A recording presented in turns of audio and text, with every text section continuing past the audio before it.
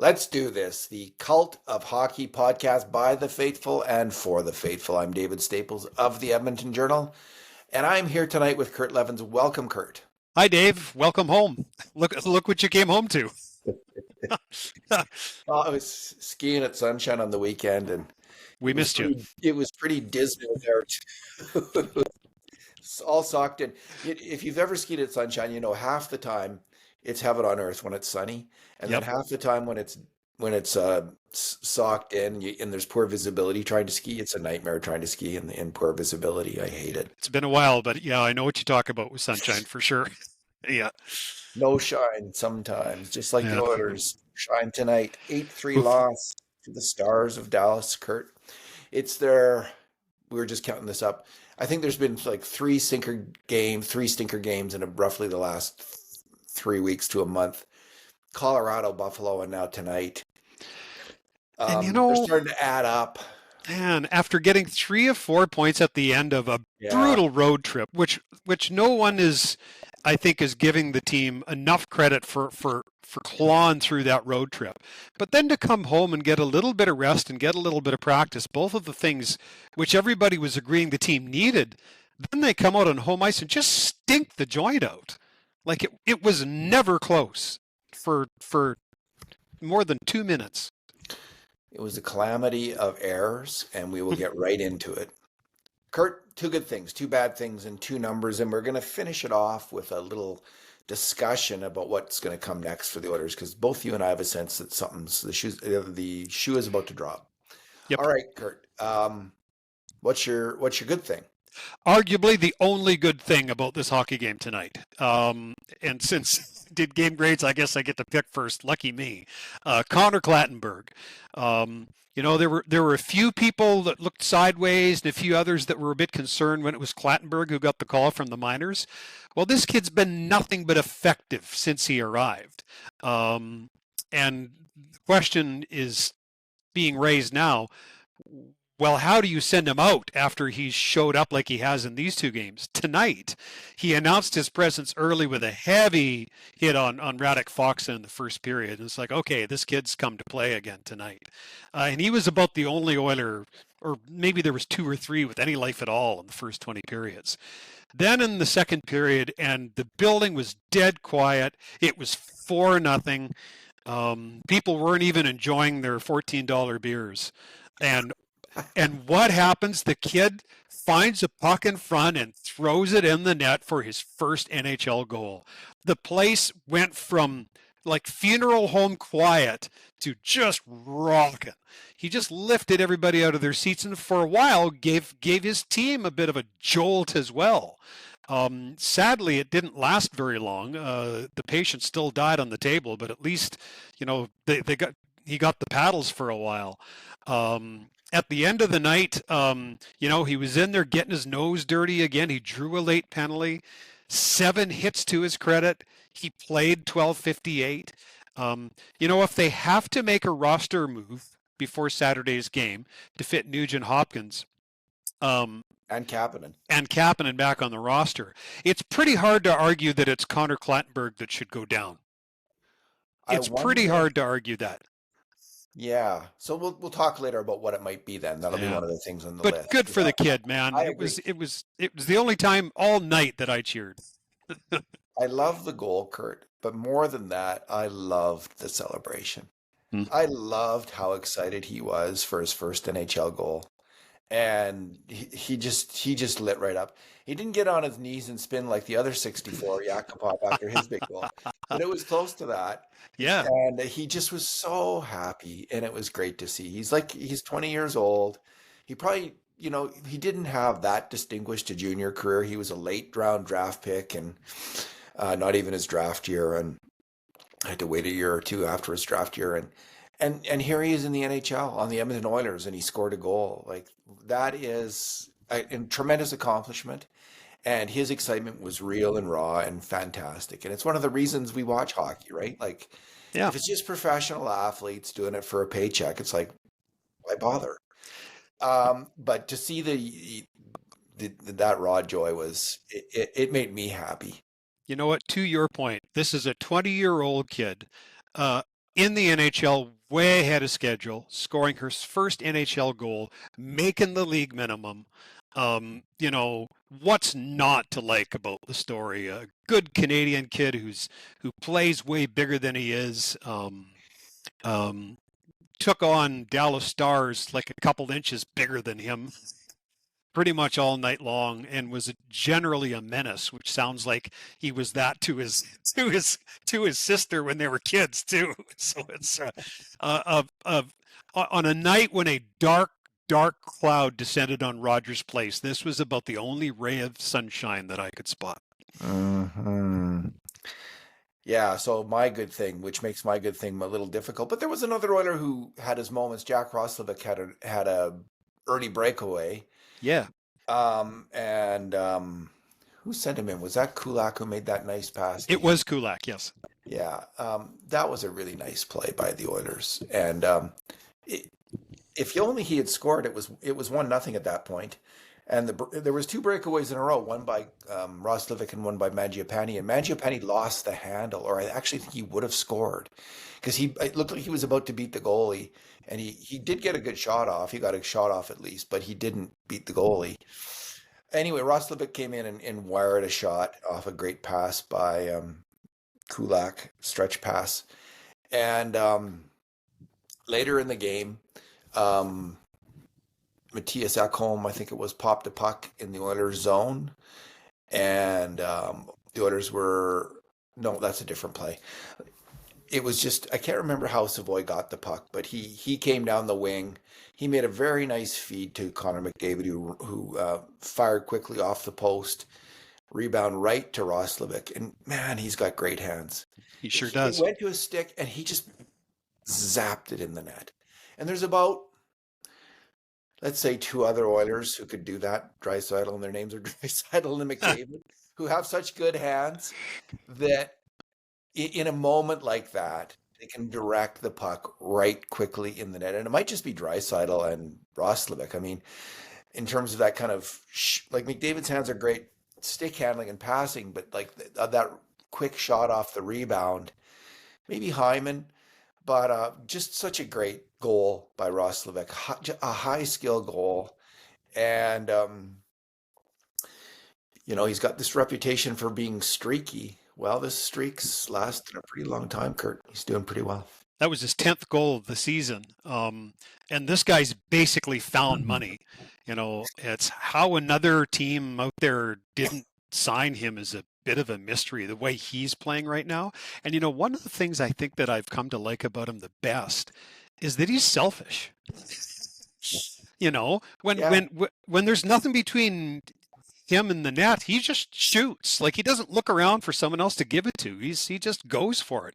I wish more of the Oilers, including their best players, were like that, because look what happens, right? It's he had another good chance a little earlier in the game, and it was set up by Savoy as well.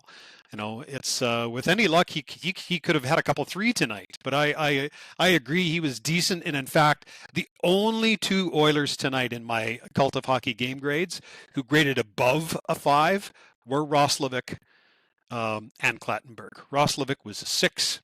Clattenburg was an 8. Yeah, Clattenburg was an 8. So I don't know why another team didn't sign him. Maybe he was holding out to come to the Oilers, but it is found money in NHL terms, because the Oilers I don't think they need to trade for a player in their top 6.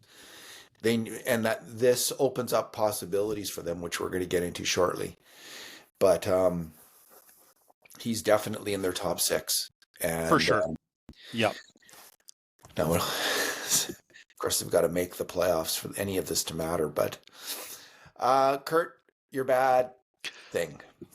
Well, after effusive praise in my game grades and in the podcast after the game against Florida for the Oilers' top pairing, which looked like the Oilers' top pairing from the last 2 seasons, it was easily the best game of the year for Bouchard and Ekholm combined. They were excellent, but they just stunk tonight.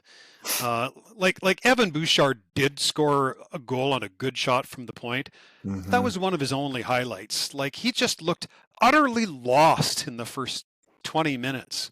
I mean, there was the puck battle lost, and then his man slipped right past him on the 1-0. He Yeah, didn't pick up the man in the slot for the rebound on the 2-0. He was just standing around for the 4-0, and he was caught in between on the 5-1. Yeah, it was a 5-on-3, but he really wasn't covering anybody on the play. He had a good shot a few shifts later in the game, scored the goal, but the damage was done early. Um, but you know what? He wasn't the only one. Ekholm was not good either. It was his neutral zone turnover that led directly to the 4-0. He couldn't front the initial shooter in time on the 2-0. And the man behind him scored the 5-1 goal, which again, it was a 5-on-3, sure, but coverage there just wasn't good. So after a terrific performance in Florida, this pairing just got run tonight. And it boggles my mind how they can look so good against a good hockey team in Florida, get some rest and some practice, and look so bad against Dallas. I just shake my head. hockey happens fast, but you got it there. Man, These guys have got to be on top of it. This if Bouchard doesn't make Team Canada, and I think he's got a shot at it still. This game will be Exhibit A, the kind of game that he played tonight. I agree, Kurt. He was awful. you know, Aside from people the goal. were people were kind of taking it on to Chris Pronger because on Hockey Night in Canada, he was saying how, well, Bouchard shouldn't make it because he can't defend, and people were kind of criticizing Pronger. But you know what? When you watch a game like that, he ain't wrong.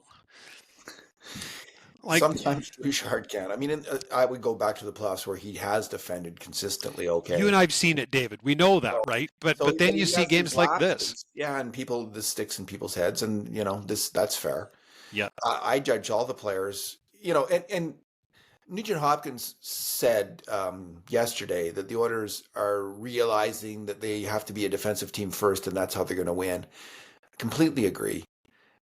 If they don't realize that, they're lost. And the fact is, it's their best players who have been their worst defenders this year. McDavid, Draisaitl, Bouchard, Ekholm, Nurse, Wallman. These guys have all been leaking grade A shots at a much higher rate than in the past, and higher than any other players on the team except for Frederick, who's the top winger. And Fredericks arguably should be one of their top players. The very best players on this team are letting this team down consistently on defense. And we saw it again tonight. And so I'm going to focus on the third and the fourth goals against, where both McDavid and Draisaitl were partially at fault. And I'm going to put it's interesting because the Oilers players tend to fail. Some of them are the ones who watch the play too much, and some of them are ones who chase the play too much. And so the ones who chase the play too much are McDavid, Draisaitl, and Podkolzin. Can be over pursuing, over aggressive, and get out of positions. And the ones who watch too much are like Bouchard, Draisaitl, come to mind. They're too passive.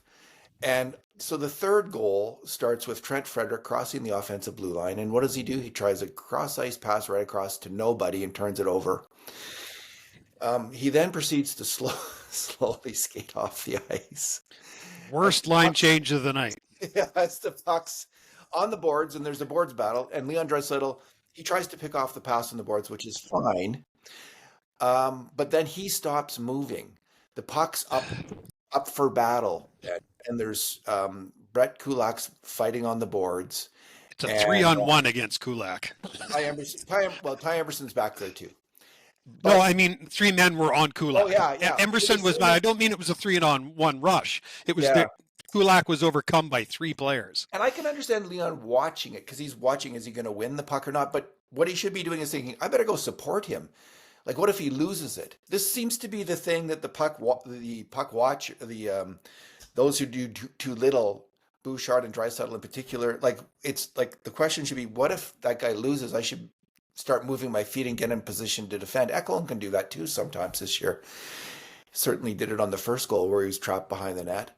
And anyway, he's flat-footed as Kulak battles, short battle, loses a battle. Now it's a 2-on-1. And the two guy, if Leon had been moving his feet, maybe might have been able to get on that two guy, which would have allowed Emberson then to go to the shooter. Instead, the shooter's allowed to walk right in and fire in a goal. And So it's just frustrating to see a goal like that. Frederick's play was the worst in a lot of ways. The turnover, the slow skating off the ice. I saw it Kulak's that way. got to Yes. win that battle. And Draisaitl's got to move his feet. He's Yeah. got to get involved in the defense. These defensemen are left on an island a lot by their forwards. And Remember a couple podcasts ago, I was talking about this. yeah, It's still a problem. it's still a problem. They're fundamentally not thinking, what if it goes wrong? What is the defensive orientation on this play? What should I be doing? Who's the safety? Yeah. And then so the next goal is it's a Ekholm turns over the puck. He's off balance and he turns over the puck. Dallas counterattacks, but it's a 3-on-3 rush at that point. How do you screw up a 3-on-3 rush so badly that it turns into 2 5-alarm shots and a goal against in 3 seconds? Well, you do it if you're Connor McDavid by going right at a man who's already covered. It's a 3-on-3 rush. Everybody take a man. Instead, he goes over and he takes Ekholm's man, and then both he and Ekholm, it's two guys on one, and that guy beats both of them with a pass to the slot, to the high slot. Essentially, passes it to who McDavid should be covering. Yep. And because McDavid's not covering, Bouchard's then drawn to that man a little bit on the shot. So because Bouchard is drawn to that man, when the shot comes and Skinner makes the initial save, it bounces to the guy who Bouchard should have been covering and stuck with and lets free. And it's all because Connor McDavid has been over aggressive on the play and hasn't taken his man, hasn't trusted Ekholm. And again, you see this consistently with Nurse, Podkolzin, and McDavid. They try on defense, but they don't read read the play all that they're making too many mistakes because they're out of position. They essentially put themselves out of position by being too aggressive on defense. 4-0 at that point, and the game's over. For all intents and purposes, yep. It was, yeah, for all intents and purposes. So it's Yep. Connor McDavid has been a much better defensive player than he has been this year. He hasn't been strong defensively this year. He and Draisaitl have struggled, and Bouchard and Nurse and Wallman have really struggled, and it's just adding up to this terrible record. You know what, David? I don't disagree with what you're saying about these specific players, but as I draw back and kind of look at this whole situation for 10,000 feet, I do think it's a club problem. Fair because enough. I can't think of a player who's better defensively this year than they were last year. Can you? Let me have a look.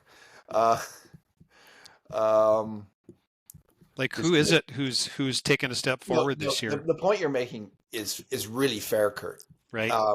And I agree with you on the specific players, but this is it's like there's something in the water kind of a problem, right? It's okay. Well, Henrique and Nugent Hopkins before Nuge got hurt. Yeah. I think both of those guys are actually as good as last year. And Nuge was playing his best defensive hockey. I hadn't thought of Nugent Hopkins just because he wasn't in the lineup tonight, but yeah, absolutely on that one. I'll give you on Henrique. Savoy didn't play enough last year to qualify for my question. I thought Savoy was okay tonight. But yeah, Savoy's in kind of that camp though of trying to do a bit too much. Kurt, I find he's in this. There's that aspect to his game. Trent Frederick's kind of in the just watching things unfold. Well, and it's funny when you look at it that way, and I hear your assessment of the defensive performances of those individual players. But it's funny on one hand you might say, well, I'd sooner have the guy who makes mistakes because he over pursues things. Yeah. But if you're playing zone defense, over pursuing is a big part of the problem. It is. It's like some of them don't want to play zone or haven't figured out, we're a zone team. Well, I've long felt Darnell Nurse just didn't have it in his heart to play zone. He does not. Yep. He does not. And he's constantly, the last goal, the 8th goal, he was out of position. Like he was late to the puck because he wandered over to the other side of the ice as he does. And he and Regula had been okay for most of the night, but they fell apart in the third period with everybody else. So. Yeah. So So in looking at the list, Kurt, um, they're the only two, Henrique Yeah, and Nuge. These two wily old centers know how right. to play their position. Nobody else does. Like they're all, they're all, and Knobloch isn't able to, seemingly not able to crack the whip hard enough to get them to snap out of it and start doing their jobs on defense. Like, here's how we play. Here's how we're going to succeed. You've all got to buy in. You've all got to do it. And it's just not happening. And listen, like Skinner wasn't great like in this game. Like he was like on the first goal. Like, I don't know what you thought about him. I thought he should have cut it. Like, there was again a pass right through the crease. Yeah, I thought it was a defensive breakdown in front of him. Yeah, it's behind the net. That's when Bouchard gives it Yeah, away, and Podkolzin fails to cover the yeah, guy, the shooter in the end. But again, and the puck goes right through the crease, and if he, I see goalies cut out that pass a lot, yep. and I just thought, could you not cut out that pass? And then the The, second one, he makes a great save on the first shot, and then he falls forward and he's right out of the net. Like, it strikes me that a lot of goalies would make that first stop and then be ready in the net for the next mm, shot too. But he has that awkwardness now and then on plays where he's moving across the net yeah, where he loses his balance, and and he was just right out of the net. yep. Uh, High glove on the 3-0. But if yeah, of the four that were scored in the first, I liked the last one the least because I thought it was a relatively weak wrist shot that he just got a bit of his pad on and it kind of popped and rolled over his pad and then it was just sitting there after that. And that's the one I had the biggest issue with. I mean, I the last one actually, I because it's a pass, kind of not quite a seam pass, but a pass across the ice. The goalie's got to move, and got to adjust. There's players in front of him. This is where McDavid and Ekholm get beat on the pass initially, and then there's a shot. And I'd have to see how quickly the shot came after the pass got over there. I'm not sure if it was Yeah. a one-timer or not. I did think that was a fairly hard shot, and Yeah. I didn't see the shot that hard just to be honest with you. maybe you're right, Kurt. I Yeah. didn't really, because Yeah. there was a cross ice pass. I start looking for other things other than the goalie when I play like Yeah. that. But maybe you're right. Maybe I he was mean, at the end of the day, he only stopped 4 of 8 shots. And while I agree the defense was porous in front of him, other teams have goalies that bail you out when their defensemen make these mistakes. And with a few rare exceptions this season, Stewart hasn't. Um, We're starting to so, see the book on Stuart Skinner, like juicy rebounds, failures to cut out passes across the crease, and trouble on seam pass shots. Those three things, and you start to see the goals repetitiously, and you start to think this isn't working. yeah, he's an average NHL goaltender. He is at this point, yeah. If that, I mean, if that On this year. on a yeah no on balance I mean because he can have great nights and he can have stinker nights, so if you iron them all out to the mean, he's probably an average NHL goalie. Yeah, he made some big saves against Florida down the stretch. Like He did. he was in, that was unreal. Like, some of those stops were great. Kurt, Yeah, let's move on to our numbers. What is your number? it was the first time since 2013 that the Oilers had a 4-0 deficit after 20 minutes. If you wondered how historic this beatdown was tonight, it was close. We're starting to get like futility stats where they're matching up with Decade of Darkness performances, and Yep. it's a Decade of Darkness kind of season so far. It ain't good. It, they got to pull out of it, and we'll see. My numbers, Kurt, revolve just around when Knobloch took over the team after 13 games in 23-24 compared to this year. The grade A shot totals, the differentials. So in those 69 games, the Oilers in Knobloch's first year, they had 16.2 grade A shots for per game, 16.2. This year they're having so far 13.7. That's a massive drop in grade A shots for per game. In that first year under Knobloch, they gave up 11.6 grade A shots per game. This year they're giving up 14.3 grade A shots per game. The difference in the differential between Knobloch's first year and this year is 5 grade A shots per game to the negative. That's more than a goal a game. And in their goal differential, They were +1 goals per game in Knobloch's first year. This year they're minus 0.6. So they're down negative 1.6 goals per game between his first year here and the first 25 games this year. This is not good. Um, we'll see. Let's just get into it. Like there, there's likely to be some changes. Maybe as early as this week. There's a few. They don't play till Saturday. The fan base is in a foul mood. This is the McDavid Draisaitl era. They're expected to challenge for the Stanley Cup every single year. Yeah. This team has had significant change, but it's still it seems like there's a fairly good roster of players, and there's going to be a lot of impatience about what's happening. What do you think might happen? Um, I know there's people out there that are speculating on Chris Knobloch. Um, I just don't believe that's going to happen. Um, and I guess I'll qualify that by saying I think this would have to go horrendously wrong for him to pay the price for it. Just think of it. This guy took your team to the Stanley Cup Finals in consecutive seasons. And then just before the start of the season, you sign him to an extension. You're not firing 20, 25, 30 games later. It's not in nobody's world is that. I don't believe that for a second. I stand by that. So I don't think that's what's going to happen. But when you start to see games like this stack up, to your point, David, I think the general manager who is assessing this all along at some point is going to be forced to say, okay, this isn't the team I thought I built. And clearly something needs to change to shake them up. I think the first step was the recall of Connor Clattenburg. Yes, there were cap reasons why he was the guy who came up from Bakersfield, sure. But I also think it was a distinct signal sent out. Here's this 20-year-old kid who's just playing like the Tasmanian devil for the Condors. Let's put him into the mix, kind of as a wake-up, kind of an alarm clock for everybody. Well, look at the energy that this guy plays with. Wake the hell up. So I think that was the general manager's first salvo. And as I said, yeah, I know there were cap reasons, and I agree with that.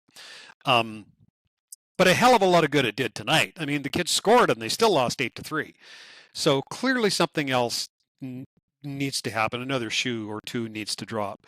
They're going to have to make roster changes anyway because Nugent Hopkins and Kapanen are going to be eligible to play on Saturday. Kapanen's going to be off IR, and Nugent Hopkins is going to be ready to go. It's practically guaranteed. And frankly, they really miss both of those guys. Nugent Hopkins for all the obvious reasons, Kapanen because he's really fast and he can play a heavy game. So the table is set for Stan Bowman to shuffle this roster because he has to make a few moves anyway. The question is, will he make small moves just to accommodate these new players? Or will he do something a lot noisier because he's seen enough? And before this hole gets too deep, he needs to build a ramp for them to climb out of on. That's what I'll be watching for. So today there was a Nick Kyprios did his trade targets on Sportsnet.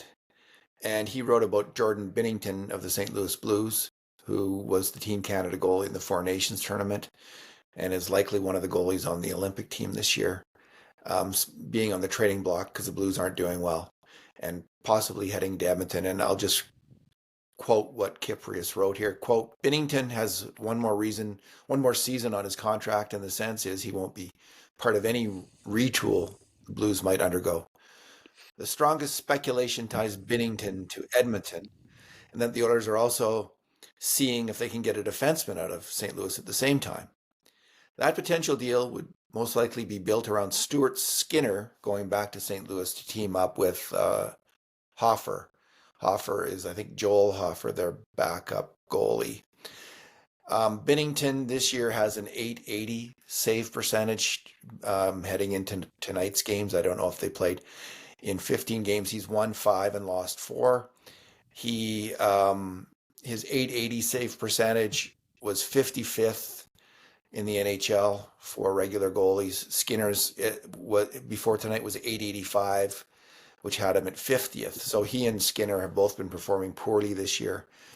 Binnington, though, so he won a cup in 2019, which is a long time ago. He's 32. He has a contract that pays him $6 million a year this year and next year.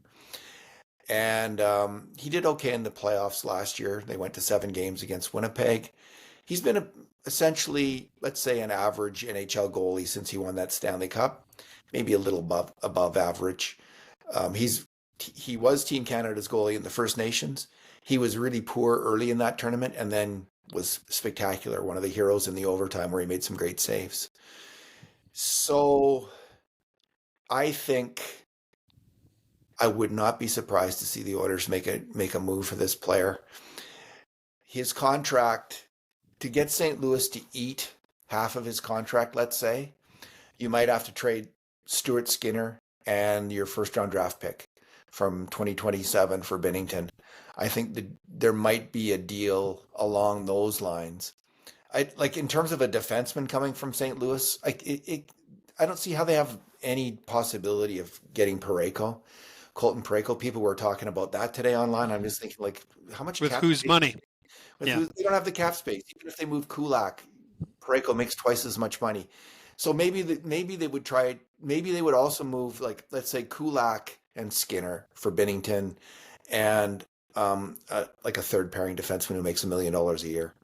But I don't know. I think that the heart of the trade would be Skinner, and that first pick is my guess to take the cap space, eating that, let's say almost $3 million this year and $3 million next year, 50%, and that's how the Oilers could afford Binnington. What do you think, Kurt? I have two thoughts. One, if we read the same article, I think Kiprios also says in that article, I'm not saying this is going to happen. This is just Right. me suggesting it, Yeah. right? So Well, that's he didn't whether make that there's clear, but yeah, I don't think he made that clear. When I wrote about that's what I said. He didn't make that clear whether he knows this or he's just putting two and yeah, two together. yeah, right. And I think he did say somewhere in his original comments that look, I'm not saying this is happening. I think he was projecting. Yeah. But let's assume where there's smoke, there's fire. I did have one thought which kind of made me laugh when I read this today because, first of all, look, I feel for Oilers fans because it's been a tough season, right? I absolutely do. But sometimes the fan base does make me chuckle because all year long is no, let's get this, let's bring up this goaltender who's been on the in the protection plan for twice and make him our starter. No, let's get this guy to the ECHL and make him the starter. Let's make anybody but Stuart Skinner the starter. Oh, but except for this guy who's a legitimate starting goaltender, won a Stanley Cup and won the big international tournament last year. We don't mean him. Oh, are Like, people saying that? oh God, yeah. It's just Okay. like, come on. It's like, yeah, my cousin Bill will play for the Oilers, but not Binnington. It's like, yeah. You know what? If Stan Bowman is going to get a goaltender who he thinks can win a Stanley Cup with this group, why not go out and get a guy who's actually won one before? I have my issues with Binnington too, but I can think of worse people for him to go out and acquire.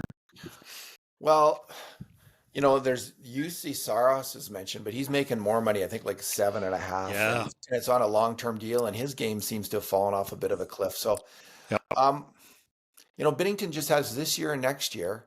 So you're giving up something, but he does have 2 years. So if he works out, you got him for another year. He's yeah, not that expensive by modern NHL standards. yeah. And He if is you're probably going giving up a to, draft pick, it's not just for a rental because he does have that extra year, right? yeah. So So they don't need the first to trade for a forward because they got Roslovic. They might need to bring in a forward. Maybe they think, well, they could get Sherwood from Vancouver, like with that first round pick, maybe. Um, but I think they could find what they need at forward on their own roster or by bringing in one or two guys, like rough guys, yeah, um, Hellions for the fourth line. I don't. Roslovic fills a huge need. The defense, these guys can all play hockey. They just got to get their stuff yeah, together. yeah, They just got to start playing. So they don't. If they're looking for a move, And I just think it's time. Like they listen. We had the same discussion at the trade deadline last year. There was serious talk like the Oilers can't win the cup with these two goalies. Now they came really close, but there was still issues in the playoffs with Stuart Skinner, and it was so okay. Let's go into the season and see if he can turn it around. And it's the same discussion. And even listen, Craig McTavish has been one of Stuart Skinner's big boosters, like him and Rob Brown and Jason Strudwick and some of these older hockey players, former Oilers and former NHLers, have really backed Stuart Skinner. And I don't know, I haven't heard Brown back off that yet, but I heard Craig McTavish. I think there was a major change in his tone on Monday on Oilers Now, and he's just saying he's saying the obvious thing, like his old line: if you have to ask the question, there's a trouble because everyone, in some ways, none of us understand goaltending, like the technicalities of it, but everyone understands when you're not getting the saves when you need it and when there's ugly goals being let in, and that's what we're all seeing. We're not seeing big saves enough, and we're seeing too many ugly goals against, and we've been seeing it for a long time now. It's been going on. So I wouldn't be surprised to see a trade. And it's not like I'm clamoring for it. I would rather see Stuart Skinner get his game together, but not seeing it. Yeah. The other thing about goaltenders is this bunch of defensemen play better with a goaltender who plays the puck a little bit better. And that's never been Stewart's strong point. There are some strong points to his game. That ain't it. Yeah. So, if you can bring in a veteran goaltender who, I mean, for all of the warts that Mike Smith had, he sure did make life easier on the defenseman. Set up pucks, move pucks, stop pucks. Like I lost count of how many pucks in that first period that were rung around behind the net that Stewart didn't even get a stick on. At least Pickard's decent with the Yeah. puck, Yeah. above average, Yeah. and look, that's not why you go out and to get a goaltender, is to get one who handles the puck well. But if in addition to being a good goaltender, he does provide that, that's a wrinkle that has the potential to change your defense a little bit too, in terms of retrievals and moving the puck back up the ice again. There's also Vancouver is apparently in trade mode, and they have two goalies, Demko and Lankinen. Now, Yeah. Demko is such a risk because of his injury problems, but Lankinen was a pretty good goalie last year. Now he's on a long-term deal at about 4 million a year. But Lankinen's another possibility, right? Like I don't Yeah. know. He's not having a good year. He's having a bad year. Yeah. But Well, Demko's the best of all the goaltenders we've talked about so far, but I'm with you. From an injury standpoint, it's just he's such a huge red flag. he just seems, is he out again now? Like he's always getting hurt. Yeah. Toronto has two good goalies, like, or interesting goalies in Wall and Stellars, but they're still trying to win, so I don't see them moving Yeah. Wall. Stolar started off okay, but he hasn't been much Yeah, they're both any great shakes lately. well thought of goalies, but I, so it'd be interesting to see what the price for Bennington would be, like how many bidders there are. It doesn't seem like there's a lot of teams. The good news, I think, for the Oilers is there's not a huge market, like teams craving a goalie, like looking for a goalie. I don't think there might be, like, I don't know how big the market for Bennington would be. So that helps the Oilers in that regard in terms of acquiring the player. He's also playing poorly. He's on a crappy team. Hey, if they can get a first round draft pick for a goalie it's past his best before date, and they get to see if Stu Skinner works out. That's not He a bad trade for them. Do you think they would say no, Kurt, to that deal of a first hmm, and Skinner? no, I don't think they'd say no to that. No. And the other thing I'll say that Much? that I think helps the Oilers a little bit here is that Binnington has a bad reputation as being a hothead. And I'm serious. I think that'll Yeah. probably keep a few teams away. And there's lots of things that I didn't care for about Ken Holland. The one thing I did like about Mr. Holland was he didn't care what anybody had done in their past. If he could come in and help him win, he'd go out and get him. He gave zero crap about all that stuff. And I actually really like that about Ken. There's I just think some people worry too much about that stuff, and it's Biddington can be the biggest a-hole in the room as far as I'm concerned, so long as he can stop pucks. Yeah. It was he brought in Corey Perry, he brought in Evander Kane, and Yeah. and good for Ken Holland. That really improved the Oilers, Did. and his instincts were right in that regard. And if that's changed, it's a problem for the Oilers. Yeah. So, But but you know what, David? Maybe we're a little bit lost in the weeds here talking about details, because I wonder if the bigger picture story right now is he ain't going to trade the whole lineup, but he has to re-energize and reinvigorate this whole lineup somehow. And so some trade, some roster move is one of the tools that a general manager has in order to engineer that. And so I agree. It might be, okay, it's time to shake things up and get someone new in the crease, but it could be any loud thing. Like just as an example, Andrew Mangiapane has been every bit as much of a bust as the two wingers that they brought in last year. Like he was, apart from that breakaway where he lost the damn puck, he was invisible tonight. And he has been on too many nights. For a guy who, when I remember the Oilers would play teams that had him on it, I just think, man, I hate playing against that guy.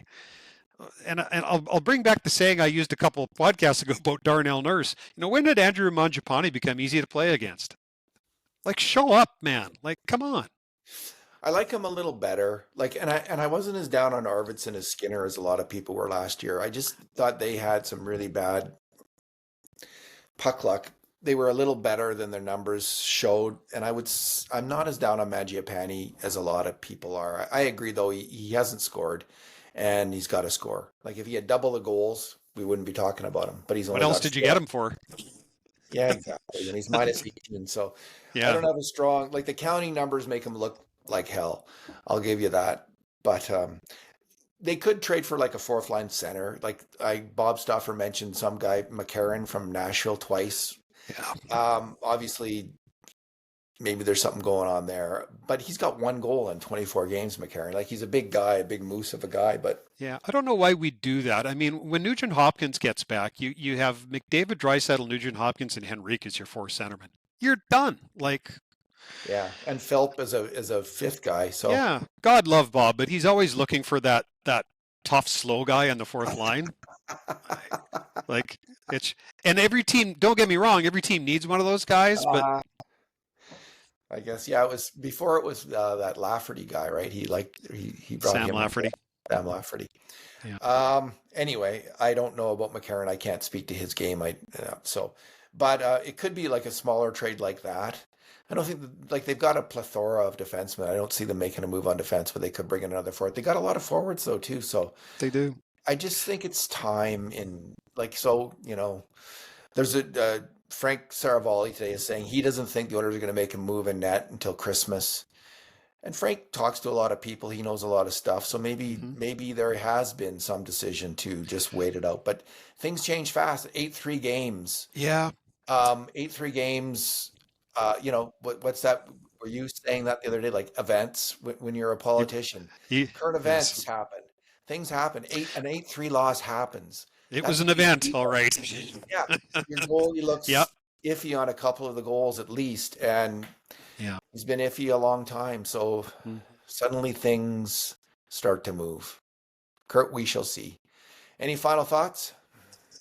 There were only 5 players who graded a 5 and higher tonight. Who did you give 5 or 5s to? Let's see. Guys who are okay. Ross Levitt got a 6. Yeah. Savoy got a 5. Yeah, he was okay. Yeah, fair enough. Hud Colson got a 5. Yeah. Henrique got a 5. Yeah. Clattenburg got an 8. There you go. Kurt, thank you for talking tonight. You're welcome, Dave. Thank you, everyone, for listening.